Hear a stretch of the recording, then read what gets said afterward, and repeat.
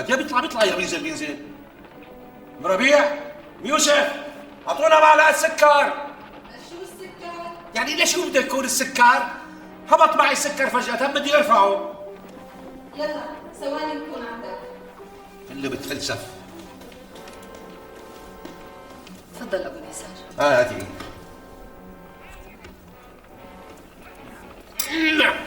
لا حب السكر.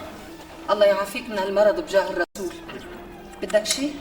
لا عادي، تفرجي معي على الفيلم. لا ما بدي اقعد، صرت شايفته 5 مرات. وإذا كان أنا شايفه 10 مرات ولسه بشوفه 20 مرة، فيلم حلو. انت تصطفل، انا بدي اروح ضب المطبخ لانه ام ربيع بتعصب علي. لك تعي لهون، بلا مطبخ بلا ام ربيع، ذاتها هي ام ربيع صاير اكلها مخبص كثير ما بحبه. لا يا ابو نزار، طبخ ام ربيع لا يعلى عليه. ايه عادي.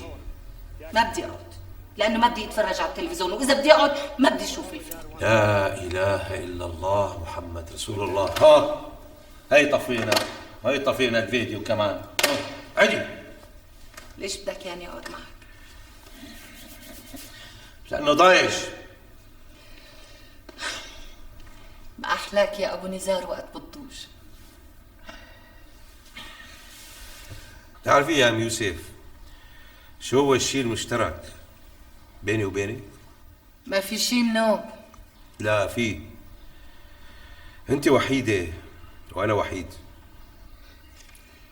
انا وحيدة ايه؟ اما انت يا ابو نزار اللهم صل على النبي، اهلك حولك وحواليك وطول الوقت عندك. ما هي الوحدة. ما فهمت. احسن لك ما تفهمي. إيه لا بدي افهم. لك هدول اهلي يا ام يوسف. لك انت شو بتعرفي عن البني ادم؟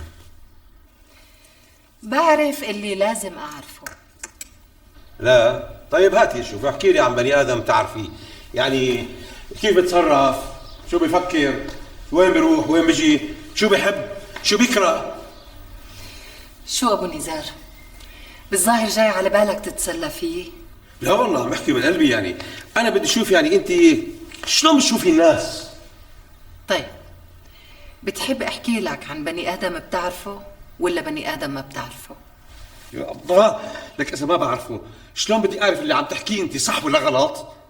معناته بحكي عنك. عني؟ ايه، لانه انت اكتر واحد بتعرف حالك.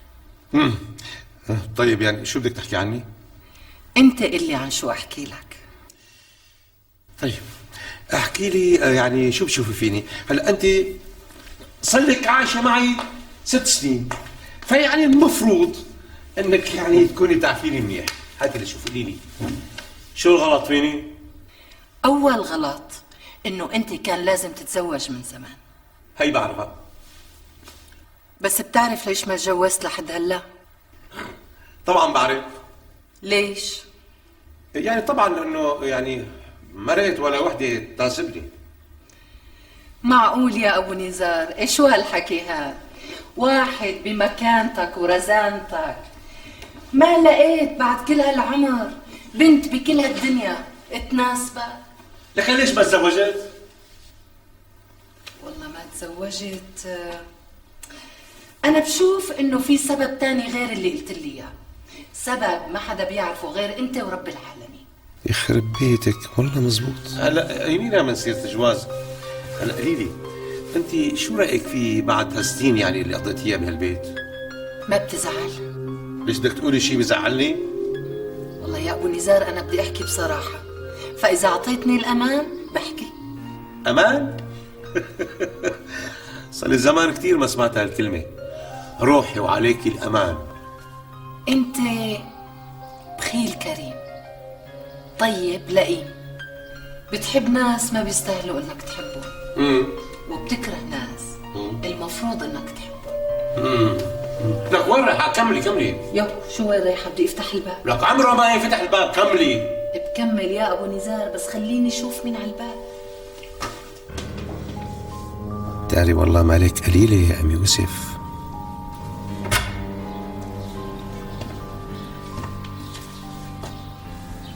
حبيبي نسيت الغلاظة.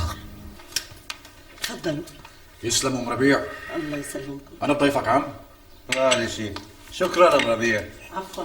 شو استاذ لعبة؟ لعبك. ايه شيل.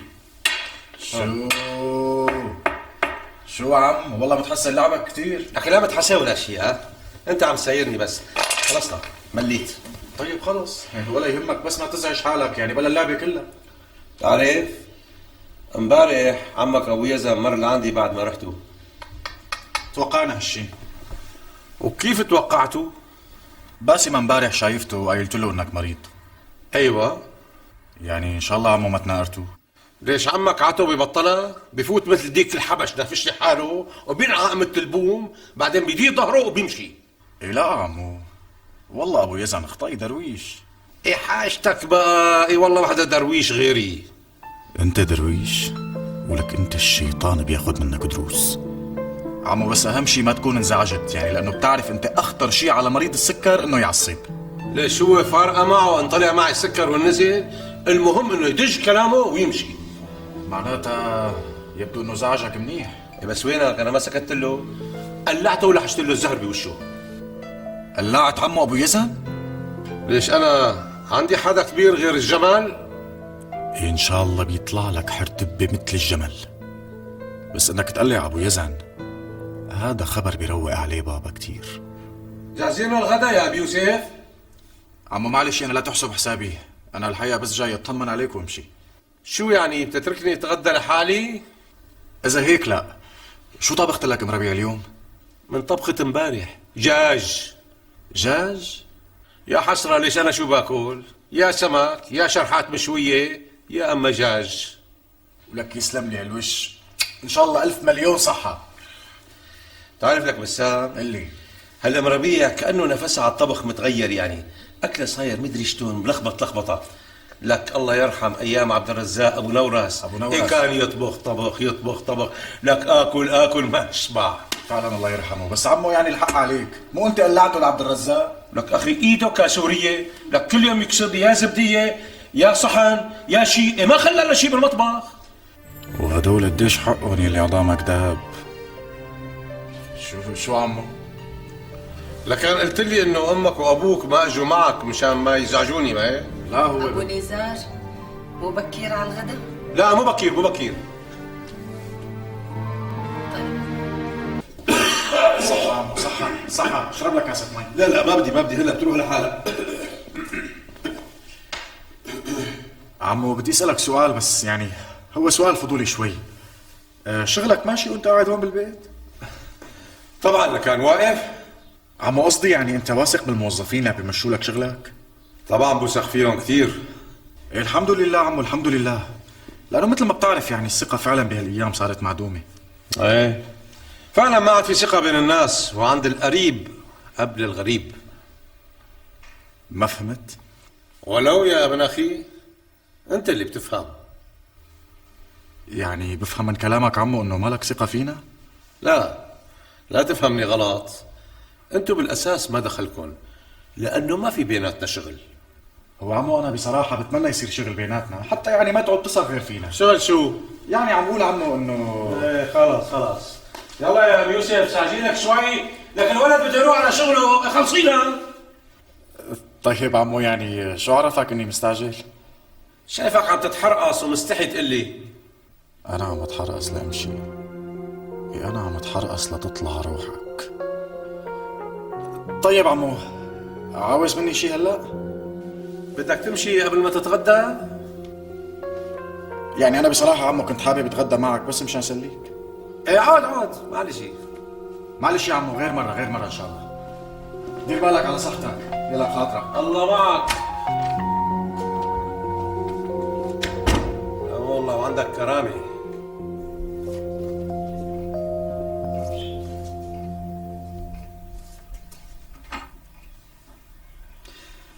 تأخرت لك ابني. يا رب دخيلك وطلع بوشه لهالولد، اجبر بخاطره يا رب.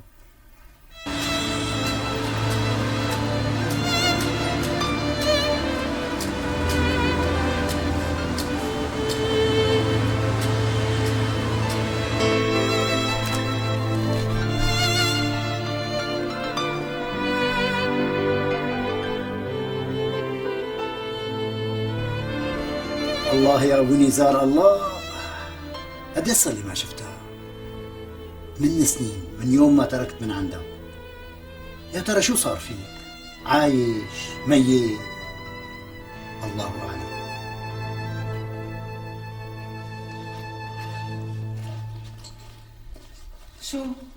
شو عادي نكمل حكي. طيب مو لتتغدى؟ ليش انا صار وقت وجبتي يا فهيمه؟ لك انا استعجلت بالغداء مشان ابن اخي ياكل يمشي، وقام مشي بدون ما ياكل. بس ما لك حق تزعله هيك. هلا اتركينا من بسام، خلينا برأفة ابو نزار. لك فيني انا يا سيدي، انت قلتي لي انه انا طيب ولئيم وكريم وبخيل، وشو كمان؟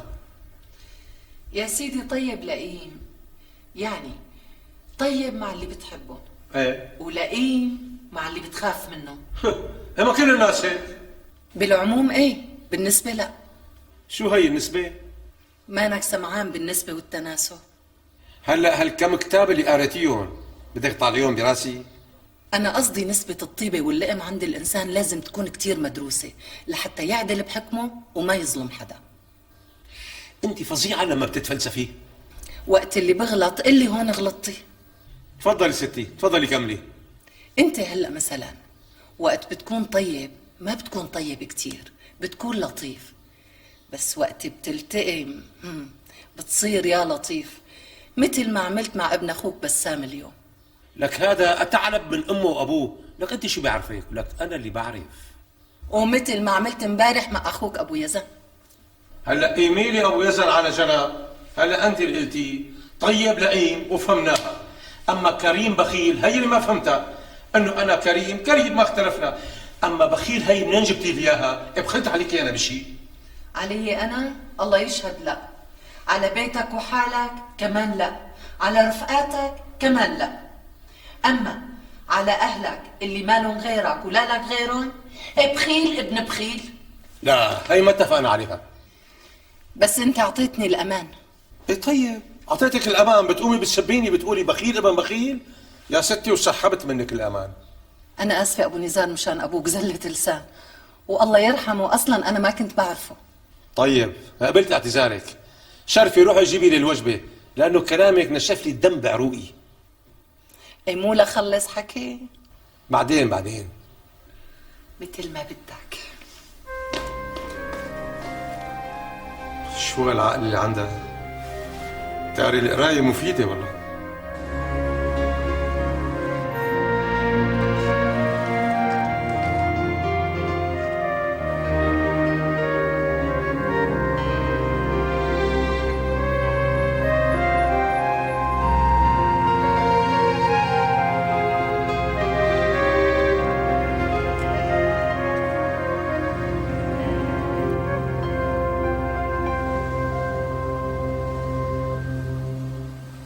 مثل ما قلت لكم، انا برايي نغسل ايدينا من عمو رأفت لبين ما الله ياخذ امانته. قلت لك 100 مرة لا تحكي على عمك بهالطريقة، شو ما عمل بتم أخي الكبير. طيب يا بابا، يعني ربنا ما راح ياخذ امانته اولا واخيرا؟ خلص معناتها ان شاء الله بيعيش مليون سنه، منيح هيك؟ لا مو مليح هيك، يا بتحكي عنه باحترامي اما بتسكت. حاضر بابا، بس عمي المحترم اللي طول عمرك شايفه اخوك الكبير، هو بحياته ما شافك اخوه. مو صحيح. والله صحيح ابو بسام. معني بدك تشدي يعني؟ مع ابنك المصون طبعا. طيب يا بابا، ما كلياتنا كنا سوا عنده بالبيت؟ هذا الحكي اللي حكى معك بالحكى مع اخشي، هذا كله لانه مو شايفك ولا شايف حدا. اي والله لاحظت هالشي. هذا الموضوع بيني وبين اخي، ما حدا دخله. قال شو؟ بينزعج منا احيانا لانه منزوره ومنطمن على صحته، بيثق بالناس اللي بيشتغلوا عنده وما بيثق فينا اللي نحن اهله. هو هيك قال؟ طيب شو رايك بابا انه اليوم قلعني من عنده من البيت بدون ما ضايقه لا بحرف ولا بكلمه؟ شو هالحكي؟ ايه بس بأدب طبعا، مو مثل ما قلعوا لعمي ابو يزن. قلع ابو يزن؟ وفوق هيك لحش الوردات اللي جايب له اياهم بوشه وقال له انا ما عندي كبير غير الجمل. بقى منين بده يشوفني ولا بده يشوفك بابا؟ كول وسكوت. وباسمة وين لهلا؟ شوفي الساعة قد ايه صار لها طالعة من البنك؟ بتكون عند رفيقتها. هلا كل يوم والتاني رح تقضي لي عند رفيقتها؟ اسمع ابني، اختك صارت صبية وانت ما دخلك فيها ابنه، عم تفهم؟ اللي ما بميز؟ لك انا بميز بين العاطل والردي من بعد كيلومتر. إيه أنت هيك بتفكر؟ لك انت خليني كمل. اوه بس لا تسمي لي بدني، زيني كلامك قبل ما تحكي، تفضلي. انت احيانا بتكون مثل القط اللي بحب خناقه، وفجأة بتدق بخوانيق القط وبتخنقه، مثل ما عملت بعيلة اخوك سالم وقت قلت لهم يخففوا جيتهم لعندك، ومثل ما عملت بابنهم بسام. ايه واحيانا بتقسى على واحد لازم تحطه بين عيونك، مثل مين يعني؟ مثل اخوك ابو يزن. واحد جاي لعندك ليسألك عن صحتك وينصحك، بتقوم بتبهدله وبتقلعه. يا خلصينا بقى، هو واخو سالم بس طمعانين انه موت ويورثوني. يعني بعد عمر طويل يا ابو نزار مو من حقهم يرثوك؟ لك شو يعني عم تفاولي علي؟ يا ابو نزار الاعمار بيد الله، وما حدا بيموت ناقص عمر. انا ممكن فوت هلا على المطبخ ما اطلع منه. إيه انت تصطفلي. المهم انا هلا بصدق انه سالم ومرته وابنه طمعانين فيك، لانه شايفتهم كيف عم بيعاملوك وكيف عم بيدهلزوا لك.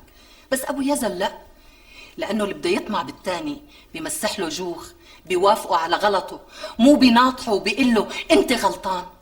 واحد عم بيقول لك انت لازم ترتاح وتعتني بصحتك، وعم بيقول لك كمان بلاش شغل، عود وريح حالك. بيكون طمعان فيك؟ بالعكس، كان قال لك روح اشتغل قد ما فيك لحتى تموت بسرعه ويرثك. لك ابو يزن راسه يابس وشايف حاله كتير، على ايش ما بعرف. بعدين بيعاملني على اساس انا اخوه الصغير وهو الغني وانا الفقير. ايه هيك رجال بينباس من عيونه لانه عنده كرامه. بتقدر تقلي ليش هو ما عاد اجى زارك ببيتك؟ مو لانك انت ما عاد زرته ببيته ولا عاد طلبت تشوف بناته؟ ولو كان مثل اخوك ابو بسام كان طنش على امل تضلك رضيان عنه. هلا تركينا من ابو يزن. ايه ما بدي اتركك منه، وبدك تزعل زعل. ابو نزار ابو يزن ابو البنات، وما عنده شاب يساعده بكبرته. ما عنده غير راتبه اللي عم ياخده من هالدولة، الله يعينه ويساعده. مو مثل اخوك ابو بسام الله فاتحها عليه وعنده شاب طول الحيط وبنته موظفة بالبنك. يا ابن الحلال الله يرضى عليك، بدل ما تساعده بتكسر بخاطره. وليش لحتى ينكسر خاطره؟ لسانه شبرين وراسه مثل الحجر. إيه برافو عليك، يا هيك رجال يا بلا. بتعرفين يوسف، انت صايره ما بعرف شلون فلسفاتك، يبدو انه رح استغني عنك بهالبيت حتى ارتاح. الحمد لله اللي طلعت من دمك.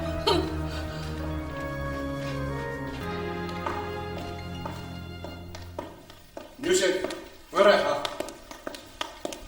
وقفي وحاكيني، عم اقول لك وين رايحه؟ رايحة لبيتي. ليش انت في لك بيت غير البيت؟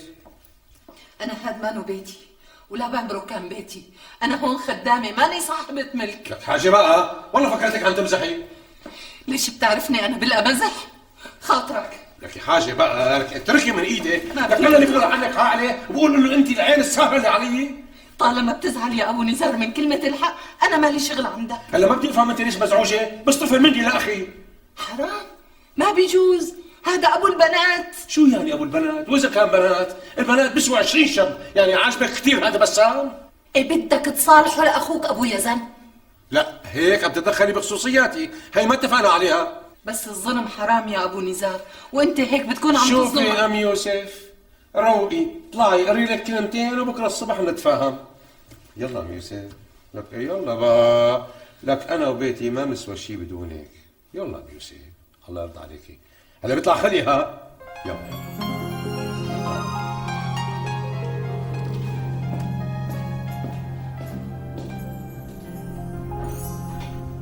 باسمة،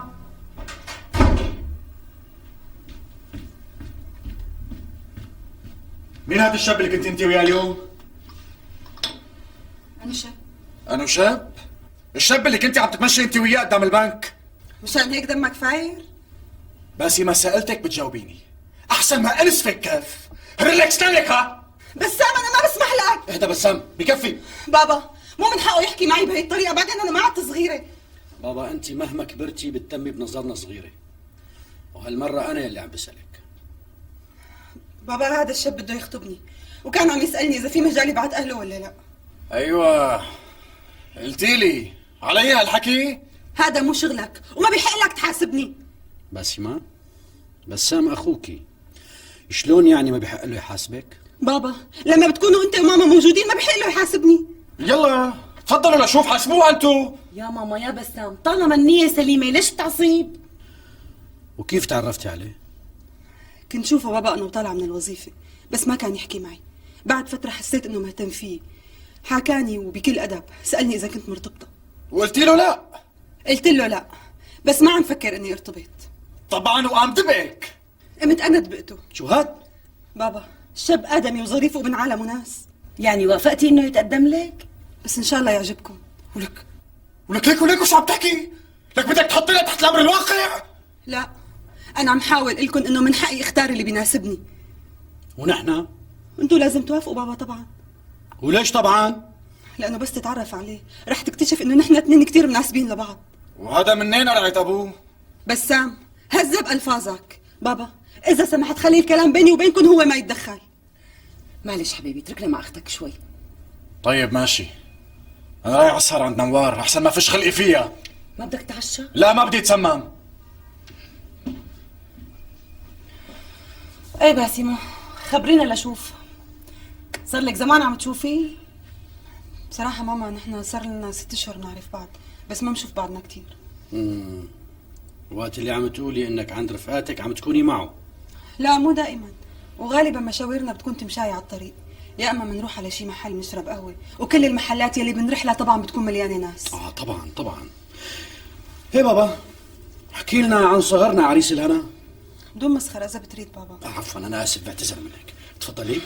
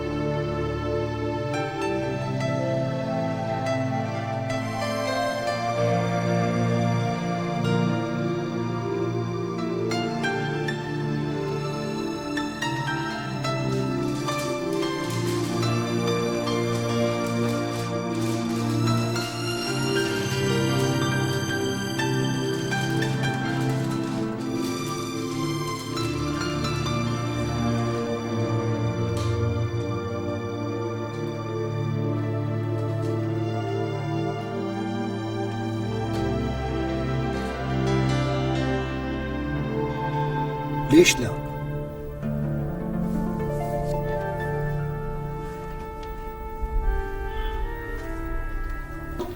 بدي اسألك سؤال مستحيل منك. ليش مستحيل بابا؟ سأليني. بدي اسألك عن الشرطي اللي ساكن بالبناية مواجهنا. أبو راتب هذا بالطابق الثالث؟ شو بو؟ يعني هو مو شرطي مثل حكايتك؟ بلا شرطي مثل حكايتي. معناتها راتبه أكثر من راتبك بكتير. لا راتبي أكثر من راتبه بشوي لأني أقدم منه. طيب ليش هو عنده بيت ملك وسيارة خصوصي ونحن؟ جاوبها، ليش عم تضحك؟ يا بنتي سمعت إنه ورتان ورته. أكيد ورتان.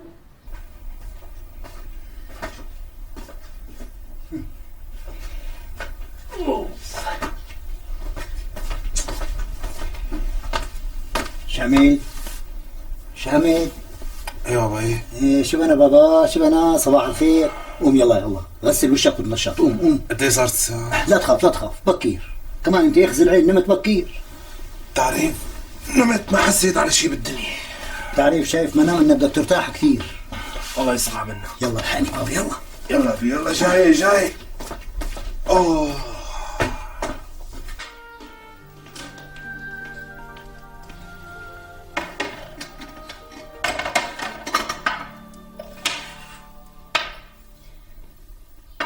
في شي ناقص ابو نزار؟ ايه في شيء ناقص. لا، كل شي تمام. لا هذا المقعد فاضي، لازم يكون قاعد في حدا. عادي هون افطري معي يلا. يا فتاح يا عليم. شو ما بتتنازلي تفطري معي؟ ابو نزار انا مو فايقت لك ها. وانا فايق ورايق وما رح اكل ولا لقمه واحده قبل ما تقعدي هون قدامي وتفطري معي. ومن اليوم ورايح اكلنا وشربنا رح يكون سوا. الله عليك يا ابو نزار، قديشك بتكون ظريف وقت بتخفف. طيب اكسبي الفرصه انه دمي خفيف وعادي كلي معي، لانه بعد شوي بتقل دمي كثير، لانه انا مقرر انه نظامي الغذائي غيره كله. ابو نزار انت عم تحكي عن جد؟ عن جد عم بحكي. شو يعني حلف عليك يمين حتى تعدي؟ لا رح اجيب صحن واجي.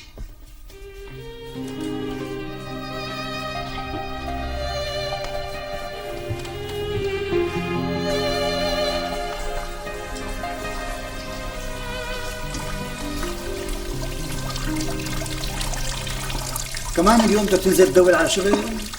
سمعت عن مجمع فتحوه جديد، بدي اروح شوفه. شامي، تتذكر ابو نزار صاحب معمل كازوز اللي كنت انا اشتغل عنده؟ طب شو بقى عم تصفون؟ رأفت صاحب معمل كازوز. عرفته. ليش عم تشوفه؟ لا ما شفته، مشيت من سنين. إيه وشو اللي جابه على بالك هلا؟ انت وضعك اللي انت فيه. ما فهمت. صحيح هذا الرجل كان صاحب معمل، انا كنت اشتغل عنده رئيس عمال، بس بيني وبينه كان في محبه، وانا بالذات كنت احبه كثير واحترمه، ويا ما عزمني على بيته ويا ما عزمني على المطاعم، طلعنا ورجعنا انا وياه، يعني حسب التجلي. بس انا بعد ما اخذت تعويضي وطلعت من عنده، بتعرف من وجع رجلي نعم على قلبي، لا عزرته بالمعمل ولا عزرته بالبيت. يمكن لانه الشغل هو اللي كان يربطك فيه بس. لا ابني، مو الشغل بس، كنا عم اقول لك اكثر من اخوه، انا متاكد من هالشيء. طيب انت التهيت بوجع رجليك ويمكن استحيت تزوره، هو ليش ما زارك ب8 سنين؟ لانه ما كان بيعرف بيتي، ولا كان بهداك الوقت عندي تليفون. هلا لو قصد ما بيعرف، ما نص عمال المصنع بيعرفوا بيتك. هلا ليش هيك انت عم تسكر ابو شيء؟ خليني كمل حكي. اسف. المهم انه هذا رجل اعمال كبير، مو بس معمل كازوز، عنده محلات وعنده وكالة سيارات وعنده شركة كبيرة. فقلت لحالي إلا ما يلتقى لك شي شغلة عنده. وصدقني مثل ما قلت لك هو بيحبني كثير وبيعزني وما حيرفض لي طلب. بقى شو رأيك اخذك وروح انا وياك لعنده نعمل له زيارة؟ هلا اذا بيلتقى لي عنده شغل يناسبني ويكون ثابت يا ريت، بس اني روح معك لعنده لا. شامل لك ليش لا؟ عمل لك ابو نزار. ابي مو حلوة لا بحقي ولا بحقك تجرني وراك وتطلب لي شغل، وخاصة انت مانك شايفه من 8 سنين. شو بده يقول؟ انه ما تذكرته لولا شغل ابنك؟ فعلا معك حق. الحمى شلون راحت عن بالي هي؟ ابي هلا انت روح لحالك واعمل له زيارة بحكم الصحبة اللي بيناتكم، وشوف اذا لساته بتذكرك. معقولة يا انساني انت تاني عم قل لك صحبة 20 سنة بالمعمل؟ ايه ابي، هي صحبة غني لفقير وما بدهم كتير. على كل انت روح شوفه، واذا فتح لك سيرتي اشرح له وضعي، بس بدون ما تحسسه اني بحاجة شغل، مشان كرامتك يا ابي. تعرف انا ما صدقت انت طلع النهار لحتى بشرك انه مشكلة شغلك رح تنحل، بتقوم بتموتني انت من الرعبة. المسألة مو هيك يا ابي، المسألة انه ما فينا نعرف شو في بقلوب الناس. هلا انت كنت تشتغل عند ابو نزار وانت رجال ظريف وكان يحبك لانه ما طلبت منه شيء، بجوز وقت تطلب يتغير، والبني ادم بين شهر وشهر بيتغير. كيف بقى ب8 سنين؟ صلة الرحم يا ابو نزار انذكرت بالقرآن الكريم. يعني واحد مثلك لا تاخذني لانه متجوز ولا عنده اولاد، المفروض يحط حوله وحواليه اخواته واولاده، بتتونس فيهم اصلا. ما بكفي عم تونس فيكي؟ لا اذا بدك تاخذ الموضوع مسخرة بطل احكي معك. لا احكي ام يوسف، ولو كان كلامك مثل الدبش بس على قلبي يعني مثل البلسم. مو باين. ايه معك ببين. احكي عم بسمعك. اخوك ابو يزن. لك ام يوسف ليكون عشقانتي لابو يزن، لك هذا متجوز وعنده 3 بنات. يا سيدي انا بحبه لابو يزن لانه نظيف وقلبه لله، وانا بشوف انك تحمل حالك وتروح لعنده تزوره ببيته وتعتذر منه على التقليعه اللي قلعته اياها. انا اعتذر منه؟ ايه، لانه انت اللي غلطت معه. بتعرفي ام يوسف يبدو انك خرفتي. بس يعني لا تقطعي الأمل، الله بيبلي وبيعين. غريب قديش راسك يابس. إيه مو أي بس من راسك؟ يعني ما بدك تصالحه؟ يا ستي إذا إجا لعندي أهلا وسهلا، مشان خاطرك رح أستقبله. أما أنا روح لعنده على البيت واعتذر منه؟ إيه لا، فشرتي أنت وأهلك. ليش أنا عندي أهلي حصرتي علي؟ كبشتك. شوفي أنت بتعرفي كل شيء عني، كل كبيرة وكل صغيرة، بتعرفي أصلي وفصلي وشغلي وإمتى بنام وإمتى باكل وكل شيء عني. بينما أنا ما بعرف عنك شيء أبدا، لا منين جيتي، متزوجة، مطلقة، أرملة، حتى ابنك يوسف ما حكيتي لي عنه أبدا.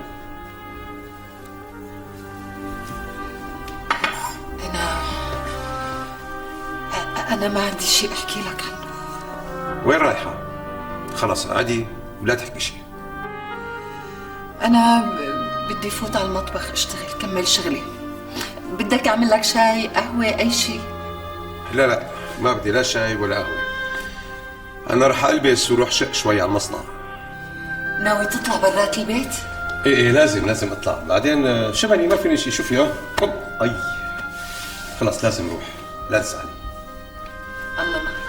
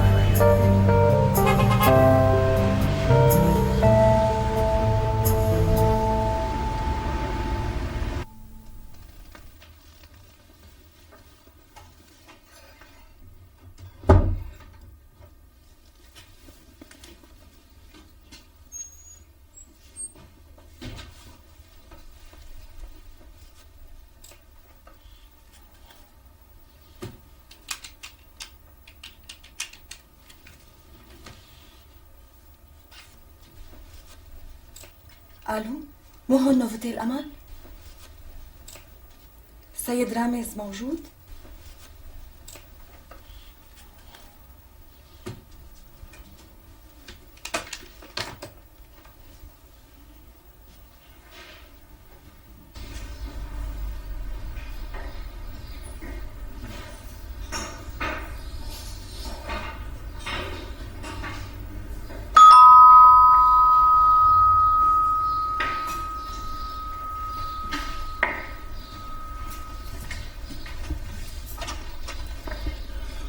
مرحبا جارتنا. اهلين. بدك ما تواخذيني، بلاقي عندكم بسمير بولاد. تكرم، بس لحظة.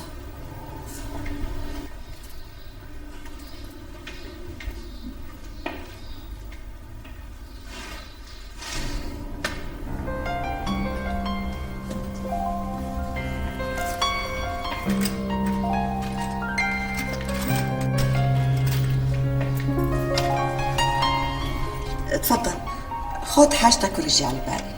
يسلم والأنامل. جارتنا بدي أسألك سؤال، هلا انت ما بيلزمك اغراض من النوفوتيل. طبعا، طيب ليش ما بتشتري من عندي؟ لاني متعوده اشتري من سوق الحميديه. الله يصلحك، ليش مفكرة انه بسوق الحميدية ارخص؟ البضاعة اللي بتلاقيها بسوق الحميدية بتلاقيها عندي وبنفس السعر، وانت الك سعر خاص باعتبارك جارتنا العزيزة. تسلم. واذا ما جا بالك تنزلي بس بتصلي تليفون، الصبي بجيب لك الاغراض لبيتك براسه. ان شاء الله. هاي الكرت. شكرا. لحظة مسامة، انا ممنونك.